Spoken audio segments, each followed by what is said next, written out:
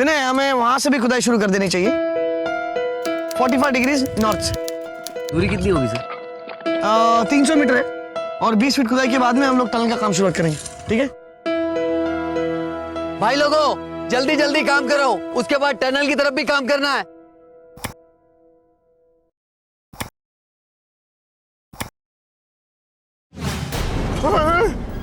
अरे ये इसमें में क्या है? अरे बाप रे बाप।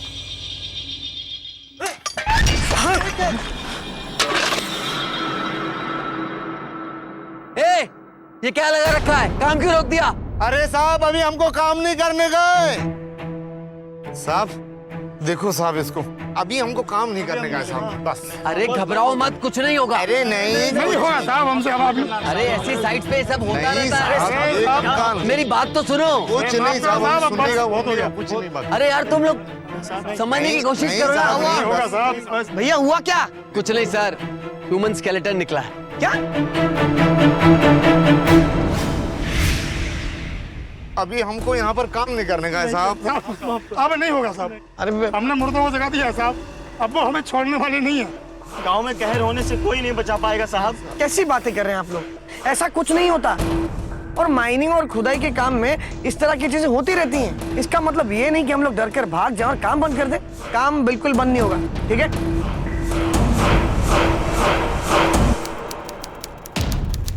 नमस्कार, मैं पूजा गौर सावधान इंडिया में आप सबका स्वागत करती हूँ। झारखंड राज्य के खेड़िया गांव में लोहे की खान मिली थी। सरकार ने खुदाई शुरू ही करवाई थी, लेकिन जमीन में मिले कंकाल देखकर मजदूरों में दहशत फैल गई। हर जगह हर जमीन का अपना अतीत होता है, पर मजदूर इसे अपशगुन मान रहे थे। लेकिन कुछ लोगों के विरोध के बावजूद यहाँ सरकारी इंजीनियर संजय के कहने पर काम जारी रहा। पर क्या यहाँ कच्चा लोहा निकालने का काम इतना आसान था? खासकर तब जब शुरुआत ही दहशत के साथ हुई थी। आज हमारे गांव के लिए बहुत ही शुभ दिन है। हम लोग यहाँ आज आयरन माइन के उद्घाटन के लिए जमा हुए हैं। जैसे इस गांव में आयरन माइन खुल जाएगा, आप लोगों को रोजगार के लिए बाहर जाने की जरूरत नहीं पड़ेगी। और जैसे जैसे लोहे का उत्पादन बढ़ता जाएगा, हमारा गांव दिन ब दिन उन्नति करता रहेगा। अब मैं सरपंच जी से चाहूंगा कि आपके सामने 2 लाइनें कहें। सरपंच, हम इस गांव के सरपंच होने के नाते सभी गांव वालों की तरफ से आपको और सरकार को धन्यवाद करते हैं और भगवान से प्रार्थना करते हैं कि हमारा गांव दिन दूनी रात चौगनी तरक्की करे।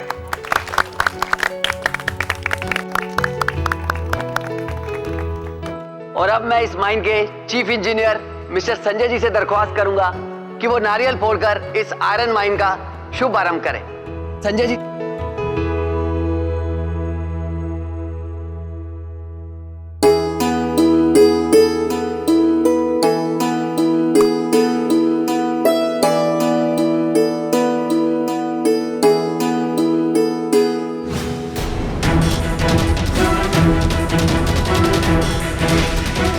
उद्घाटन का नारियल सड़ा हुआ निकला, देखना बहुत बुरा होगा। सोनू की मम्मी, मुझे भी लग रहा है कुछ बुरा होने वाला है।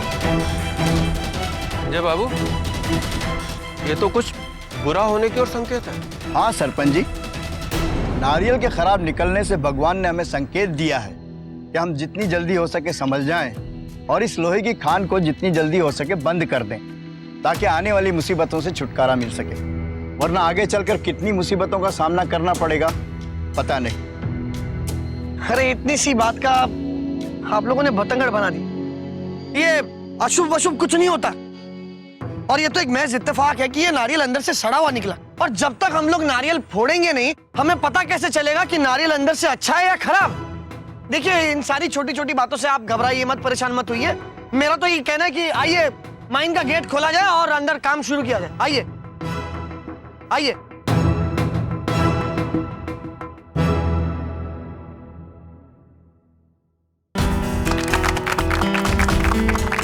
पहले हुए हादसों के बावजूद माइन के चीफ इंजीनियर संजय की कोशिशों के कारण माइन का उद्घाटन तो हो गया था, पर वहां कुछ ऐसा होने वाला था जिसकी किसी ने कल्पना भी नहीं की थी।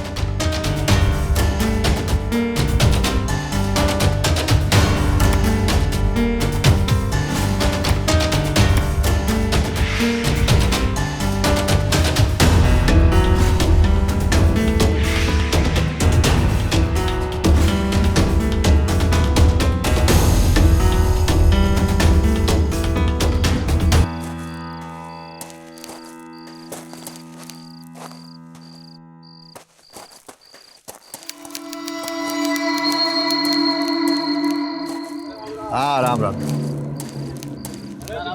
राम राम बेटा। हाँ राम राम बेटा। शुभ रात्रि साहब। शुभ रात्रि शुभ रात्रि। अब आप भी गेट बंद कर दीजिए और घर पर चले जाइए। जी साहब।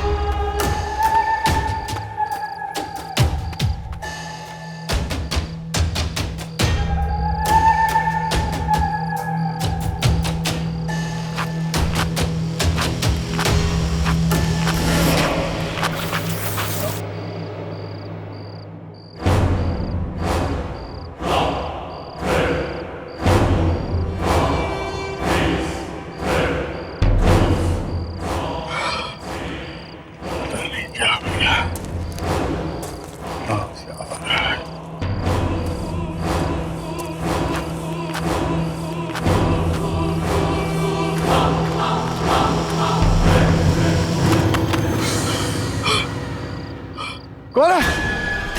कौन है यहाँ पे? सामने आओ। यहाँ तो कोई नहीं है।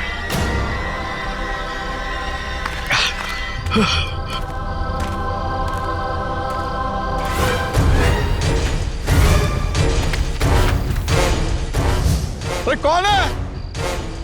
कौन है? कोई दिखाई क्यों नहीं दे रहा? कौन है? अरे ये बत्ती क्यों जल रही है? अंदर कोई रह तो नहीं गया?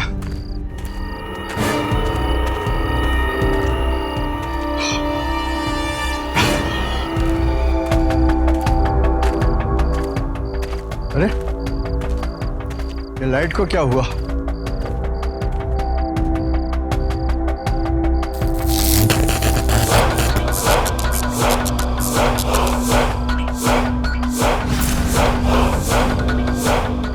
अरे कोई है क्या अंदर? कोई रह गया क्या? अरे कोई बोलता क्यों नहीं? सब तो चले गए थे।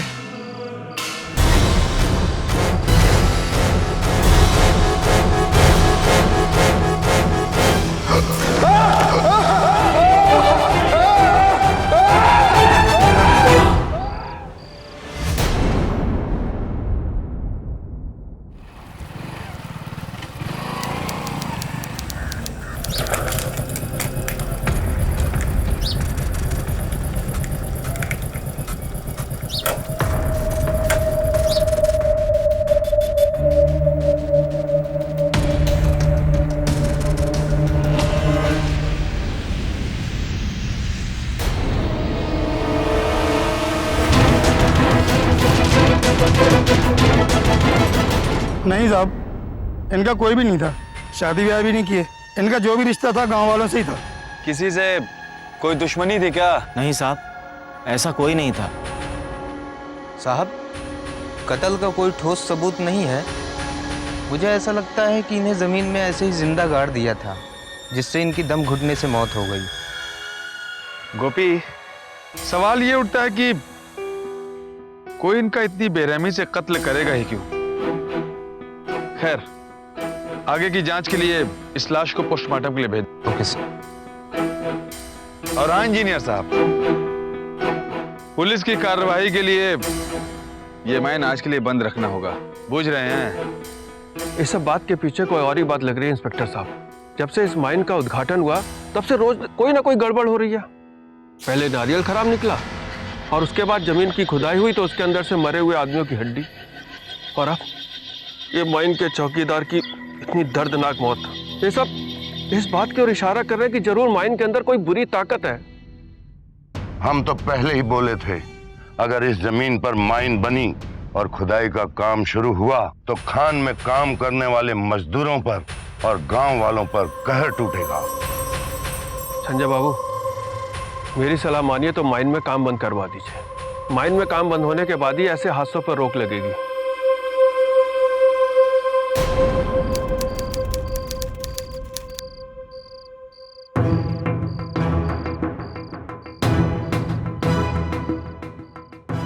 मैं इस माइन का काम बिल्कुल भी बंद नहीं करवाऊंगा।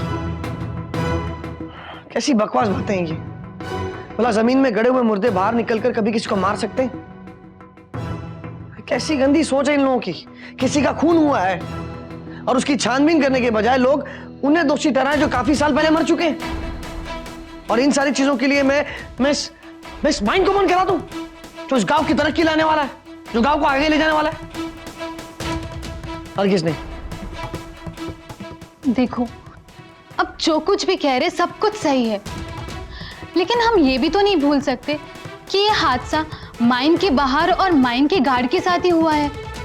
मुझे नहीं पता इन सब के पीछे कौन है। मुझे तो सिर्फ और सिर्फ आपकी फिक्र हो रही है।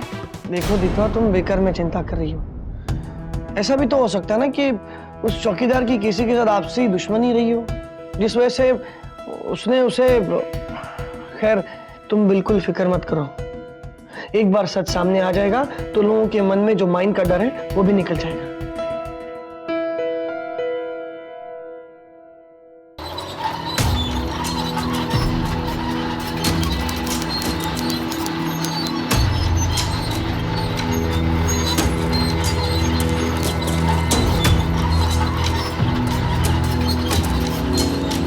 क्या हुआ? साहब हमको काम नहीं करने का साहब। क्या हो गया अचानक? खुदाई का काम करके भूतों को जगाना नहीं चाहते साहब। मेरा छोटा सा परिवार है साहब, और मेरा पूरा परिवार सिर्फ मेरे भरोसे चलता है, और बच्चा भी अभी छोटा है। अगर मुझे कुछ हो गया साहब तो मेरे बच्चे का और उसकी अम्मा का कौन ध्यान रखेगा साहब? इसीलिए माफी चाहते हैं बस। पागल तो नहीं हो गए तुम लोग? और ये क्या फालतू की बातें लगा के रखी? किसी को कुछ नहीं होने वाला, कोई नहीं मरने वाला। अपने अपने औजार उतार, काम पे चलो। चीफ इंजीनियर हूं मैं यहाँ पे, और ये मेरा ऑर्डर है कि यहाँ पर काम बंद नहीं होगा, मतलब बंद नहीं होगा। उड़ाओ औजार, चलो अपने काम पे।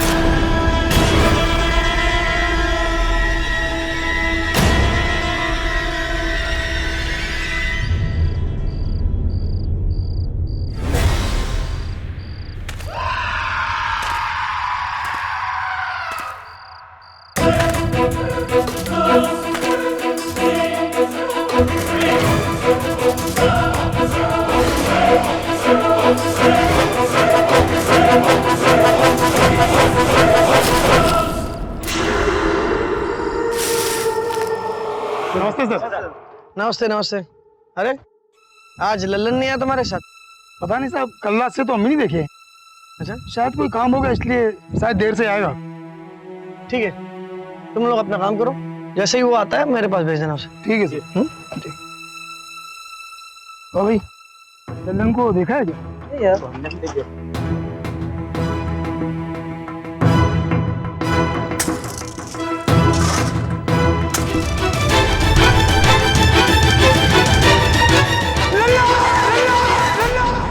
एक के बाद एक खून हो जाना आपकी बातों को सच साबित करता है। मुझे इन सारी बातों पर यकीन नहीं है, क्योंकि इन सारी चीजों के पीछे भूत प्रेत आत्मा, उनके अलावा और भी कोई हो सकता है जो हमें फिलहाल नजर नहीं आ रहा। और इन सारी बातों पर विश्वास करने के बजाय हम सब लोगों को एकजुट होकर उस मुजरिम को ढूंढना होगा। क्योंकि जब तक हम इन सारी बातों पर विश्वास करते रहेंगे, कोई ना कोई हमारे इस विश्वास का गलत फायदा उठाते रहेगा और इस तरह की घटनाएं हमेशा होती रहेंगी। भविष्य में ये लोहे की खान इस गांव में तरक्की लेकर आएगा और जो इस तरक्की के खिलाफ है वही इन सारी चीजों का जिम्मेदार है। संजय बाबू, गांव की तरक्की के आगे कोई भी नहीं है। बच्चे से लेकर बूढ़ा तक हर आदमी गांव के भला चाहता है। देखिए, कोई सबूत न होने की वजह से हमको भी अब यही लगने लगा है कि इन सब हादसों के पीछे कोई दूसरी ही शक्ति का काम है।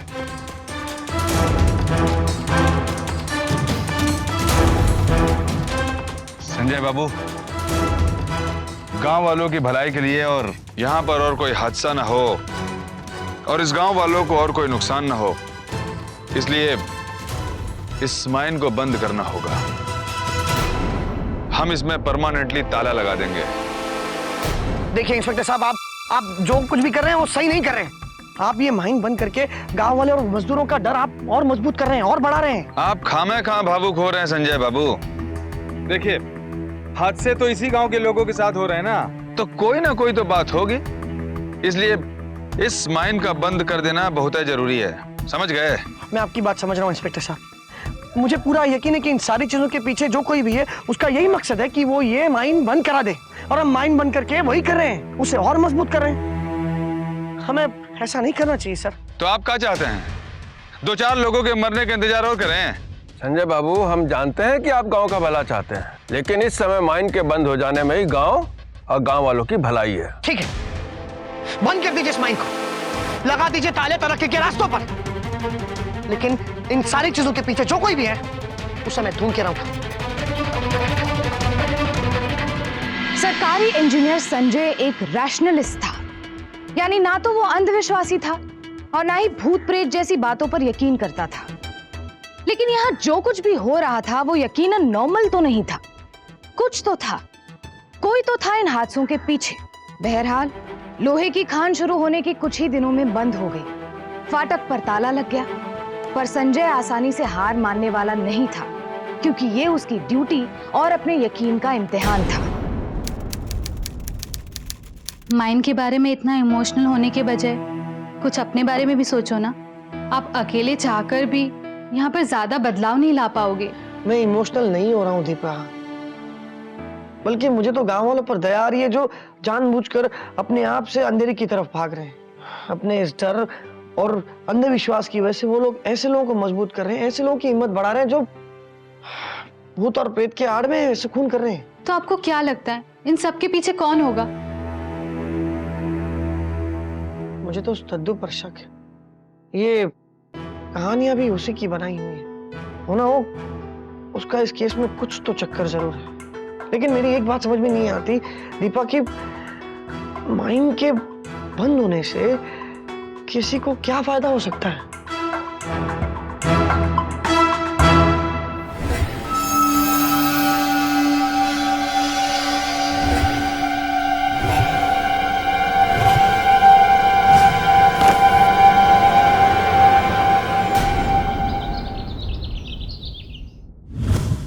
इतना बड़ा ताला अपने आप कैसे टूट सकता है? इसका मतलब है कि माइन का भूत माइन से बाहर आ गया है। अब तो हम लोग गांव में भी सुरक्षित नहीं है। हमसे बहुत बड़ी गलती हुई जो हमने माइन में काम शुरू करवाया। हे भगवान, हम गांव वालों की रक्षा करना, कृपा करना हम पर।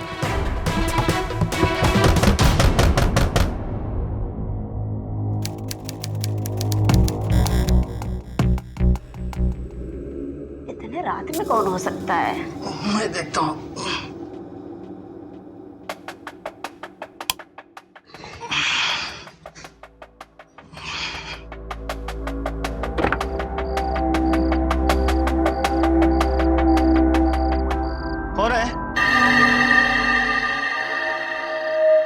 कौन है?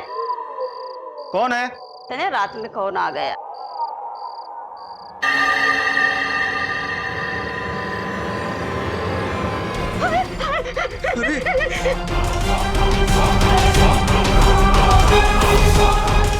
पहले तो जोर जोर से दरवाजा ठकठकाने की आवाज आई, फिर हम दरवाजा खोले तो दूर दूर तक कोई दिखाई नहीं दिया और बाहर मानव कंकाल के टुकड़े पड़े थे। कल रात हमारे घर पे भी अचानक पथराव होने लगा, लेकिन समझ में नहीं आ रहा था कौन कर रहा था। ये सब वो माइन में दफन हुए मुर्दों का ही काम है जो अब माइन से बाहर आ गए हैं। इस मुसीबत से छुटकारा पाने का कोई तो उपाय होगा सरपंच जी। इस मुसीबत से छुटकारा पाने का सिर्फ एक ही तरीका है। अगर हम सब लोग मिलकर एकजुट होकर ये ढूंढने की कोशिश करें कि इन सारे हादसों के पीछे कौन है, जो भूत प्रेत आत्मा नहीं बल्कि एक इंसान है। मुझे पूरा यकीन है कि अगर हम सब मिलकर उसे ढूंढें तो उसे हम जल्द से जल्द ढूंढ लेंगे। ये सब कहकर तुम मुर्दों के अस्तित्व को ललकार रहे हो। ये तुम ठीक नहीं कर रहे हो। ठीक तो आप नहीं कर रहे दादू जी। आप उम्र में बड़े हैं, गांव के लोग आपकी इज्जत करते हैं, आपका सत्कार करते हैं, आपका सम्मान करते हैं, आपकी सारी बातों पर विश्वास करते हैं। और आप गांव के लोगों को मनगढ़ंत कहानियां सुनाकर उन्हें डराते हैं। हम उम्र में बड़े हैं, इसलिए हमारा फर्ज बनता है कि हम हमारे बच्चों को आने वाली मुसीबतों से बचाएं। और हम तुमको भी एक सलाह देना चाहते हैं कि तुम मुर्दों के अस्तित्व को नकार कर ठीक नहीं कर रहे हो। भलाई तो इसी में है कि तुम अपने परिवार को लेकर शहर चले जाओ, वरना कल कोई मुसीबत आई तो हमको दोष देने मत आना।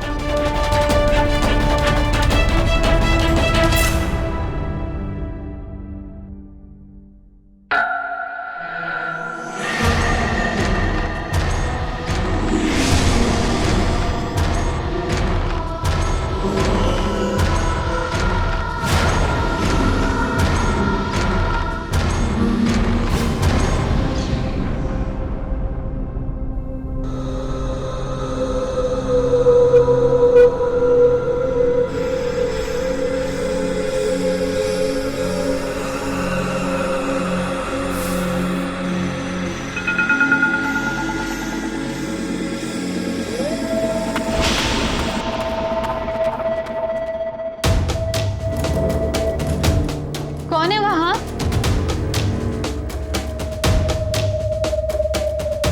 कौन है वहां?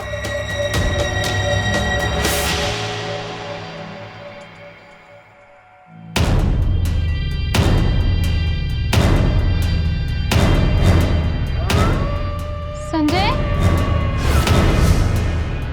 संजय तुम हो? दीपा कहाँ हो तुम?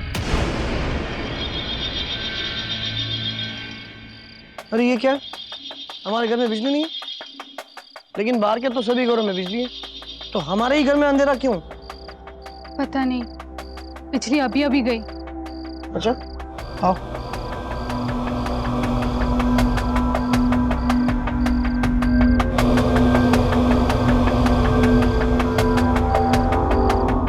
अरे ये क्या? मेन स्विच तो बंद है, लेकिन इसे कौन बंद कर सकता है? लाइट जाने के बाद मुझे ऐसे महसूस हुआ जैसे खिड़की के बाहर से कोई गया, लेकिन मैंने जब देखा तब कोई नहीं था। मुझे ऐसे लगा जैसे घर में मेरे अलावा और भी कोई था। ये जो कोई नहीं है अब घर तक घुसा है। तुम फिक्र मत करो, मैं जल्द से जल्द पता लूंगा कि आखिर ये है कौन। अब तक जो हादसे और अजीबोगरीब घटनाएं गांव में हो रही थी, वो अब संजय के घर में होने लगी। यानी खतरा अब उसके परिवार पर भी मंडरा रहा था। तो क्या अगली मौत उसकी पत्नी की होनी थी? जाहिर है कि अब कोई भी खतरे से बाहर नहीं था, खुद संजय भी नहीं। पर असलियत का पर्दाफाश किए बिना वो पीछे हटने को तैयार भी नहीं था। अब ऐसे में आगे क्या होने वाला था? बहुत मजा आ गया।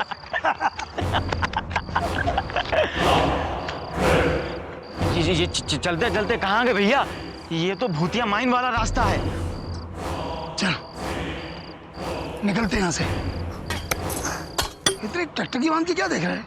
लोहे की खान की तरफ देखो जरा।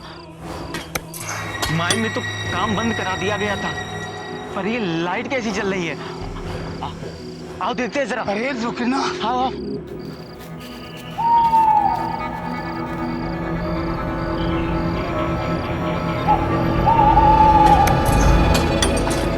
तुम्हें अंदर से आवाजें सुनाई दे रही है भैया? हाँ बिल्लू, हाँ चलो निकलते हैं यहाँ से। हाँ बिल्लू, हाँ।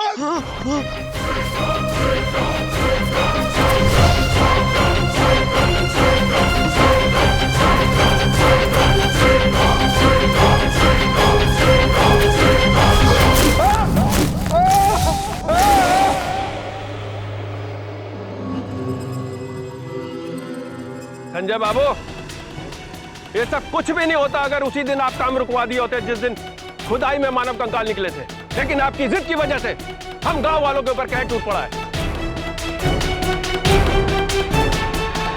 गांव में एक के बाद एक हो रही मौतें रहस्य बन चुकी थी।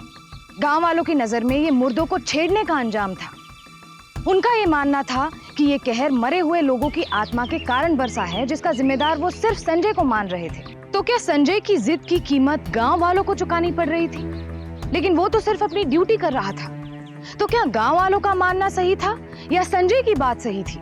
इन तीनों घटनाओं के पीछे किसी का हाथ जरूर था, पर खान की खुदाई रुकवाकर किसे फायदा हो सकता था? उसकी सोच अपनी जगह थी, लेकिन सच तो ये था कि डर और खतरे ने इस पूरे गांव को बुरी तरह जकड़ रखा था। अब कल रात सोनू और उसके परिवार के साथ में जो घटित हुआ है, उसे देखते हुए हम ये फैसला लिए हैं कि हम अपने परिवार समेत पूरा गांव आज रात तक खाली कर देंगे। अब बगल के गांव रामबाग में जाकर रहेंगे, जो अभी वो गांव खाली पड़ा है, और वहां जाके हम फैसला लेंगे कि हमें आगे क्या करना है। आप लोग हमारी बात से सहमत है ना? हाँ, सहमत है।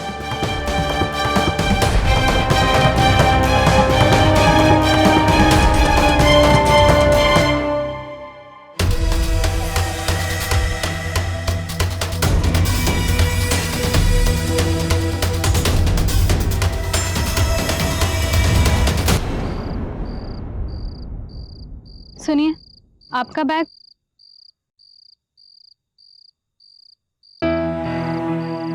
सुनिए, आपसे जितना हो सका आपने किया। एक हद के बाद आप भी क्या कर सकते हो? आप उन्हीं की मदद कर सकते हो ना, जो अपनी खुद की मदद करना चाहते हैं। आप इस लड़ाई में अकेले हो। मेरी बात समझने की कोशिश कीजिए। अकेले ही सही थी, लेकिन डर के खिलाफ ये लड़ाई में लड़कर रहूंगा। जिन्हें ये गांव छोड़कर जाना है वो चले जाए, लेकिन मैं जब तक माइन में काम फिर से नहीं शुरू करा देता, जब तक असली मुजरिम को नहीं पकड़वा देता, मैं यहाँ से हरगिज़ नहीं जाऊंगा। मुझे समझ नहीं आ रहा है, आपको क्यों समझ में नहीं आता?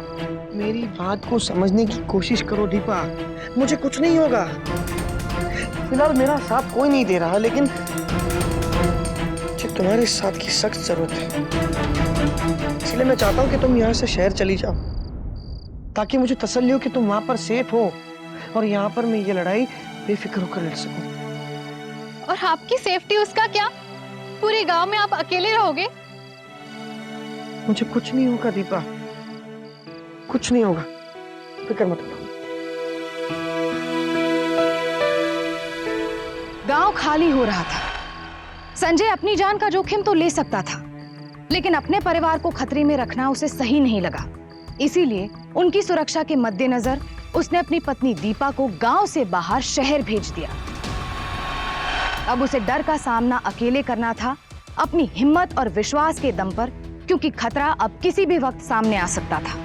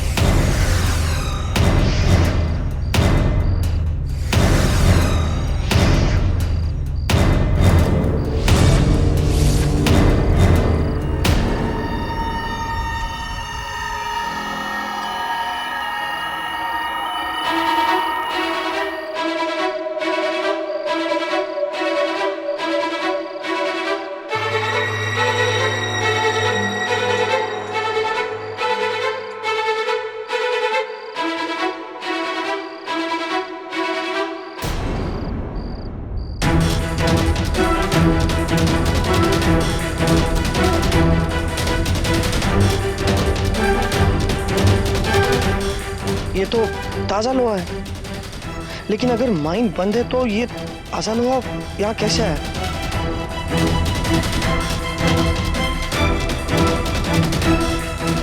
एक मिनट, कहाँ जा रहे हो? साहब से मिलना है। इंस्पेक्टर साहब, मुझे आपको कुछ इन्फॉर्मेशन देनी थी आयरन माइन के बारे में। थाने में जाकर रिपोर्ट लिखवा दीजिएगा, जाइए। लेकिन इतना वक्त नहीं है मेरे पास सर, मुझे आपको कुछ सबूत दिखा रहे हैं। ये देखिए, ये देखिए, ये ताजा लोहा है जो मुझे बंद माइन में मिला है। अगर आप इसे गौर से देखेंगे तो साफ साफ पता चलता है कि इसे हाल ही में 1-2 दिन में ही खुदान से निकाला गया है, और ये तभी हो सकता है जब माइन में काम हो रहा हो, और हमें माइन में काम बंद करके तकरीबन 3 हफ्ते हो चुके हैं। तो सोचने वाली बात यह है कि ये लोहा इतना ताजा कैसे? संजय बाबू, माना कि आप जो कह रहे हैं उस बात में दम है और उसकी छानबीन भी होनी चाहिए, लेकिन आपको बुझा रहा है कि बंद किए गए माइन के अंदर चोरी छुपे घुसना कानूनन जुर्म है। मैं जानता हूं इंस्पेक्टर साहब, I am very very sorry, लेकिन मुझे ये सब कुछ करना पड़ा ताकि मैं सच्चाई आपके सामने ला सकूं।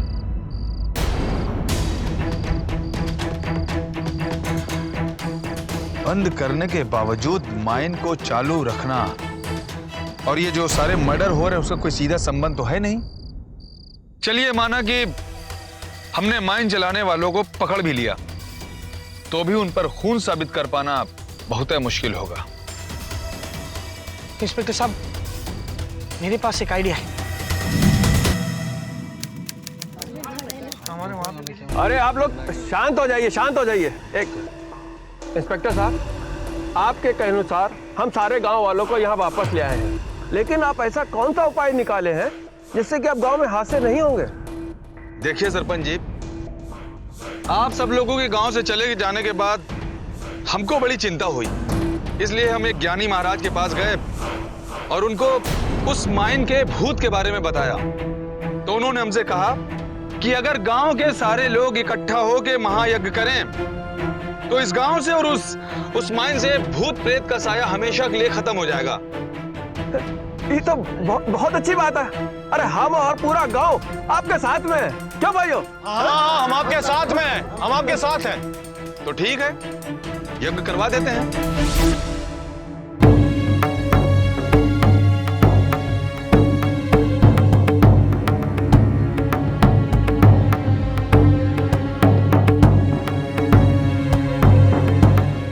बिरजू कहाँ गया?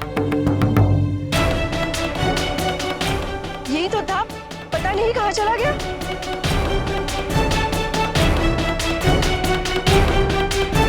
आप लोगों पे भरोसा करके हम गांव तो लौट आए, लेकिन जो हमारे पहले लड़के के साथ हुआ आज वही हमारे दूसरे लड़के के साथ हो रहा है। सब लोगों के सामने हमारा बच्चा गायब हो गया और आप पुलिस खड़े खड़े देखते रह गए। चुप रहो, कुछ नहीं होगा तुम्हारे बच्चे को, हम पर भरोसा रखो। चलो।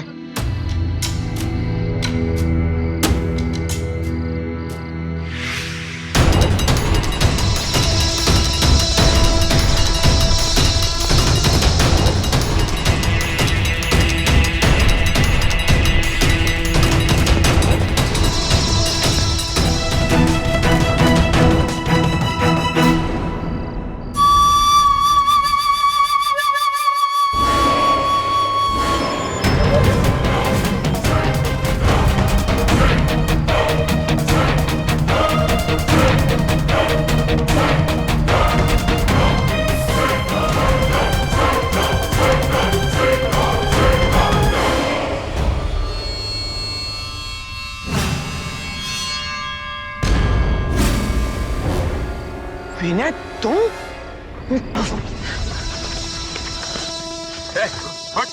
माइन के जिस भूत से तुम सब लोग डरा करते थे वो ये विनय है। इसने आप सब लोगों को डराने की कोशिश की, इसने सारे खून किए। ये सारे खून तूने क्यों किए? बोल। बता क्यों किया? पैसों के लिए, अपने शहर से दूर, अपने घर से दूर इस गांव में रहकर, इस माइन में काम कर कर मुझे बस इतनी ही सैलरी मिलती थी, जिससे ना तो मेरा परिवार संतुष्ट था और ना ही मैंने देखा कि इस गांव के लोग अंधविश्वास और अपशुगन पे कितना यकीन करते हैं, तो भूत प्रेत और आत्माओं पे कितना यकीन करते होंगे। यही देख के मैंने एक ऐसा प्लान बनाया जिसमें सबसे पहले मैंने माइन के आसपास डर पैदा करके माइन को बंद करवा दिया। फिर धीरे धीरे मैंने ये सारा गांव खाली करवा दिया, ताकि मैं अपने कुछ लोगों को इस माइन में काम करवा के लोहा बेच सकूं। तुम्हें अंदर से आवाजें सुनाई दे रही हैं भैया? हाँ बिल्लू, हाँ। जब इस माइन पे कब्जा कर कर लाखों रुपया कमाया जा सकता है, तो फिर एक छोटी सी नौकरी करके हजारों रुपए कमाने का क्या फायदा? बस यही प्लान था मेरा। एक बात बता, इतना सब कुछ तूने अकेले कैसे कर लिया रे? हैं? नहीं, अकेले नहीं, मुझे इस काम के लिए एक ऐसे इंसान की जरूरत थी जो इसी गांव का हो। मेरे इस काम को अंजाम देने के लिए मेरा साथ दिया sarpanch.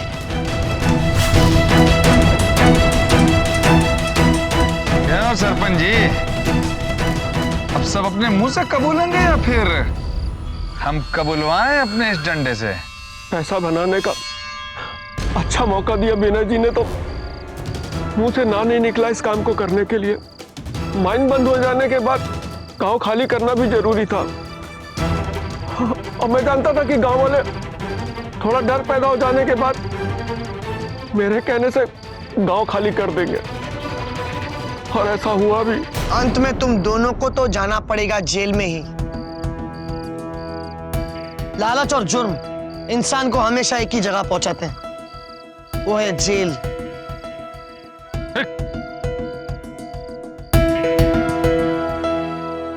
Thank you Sanjay Babu.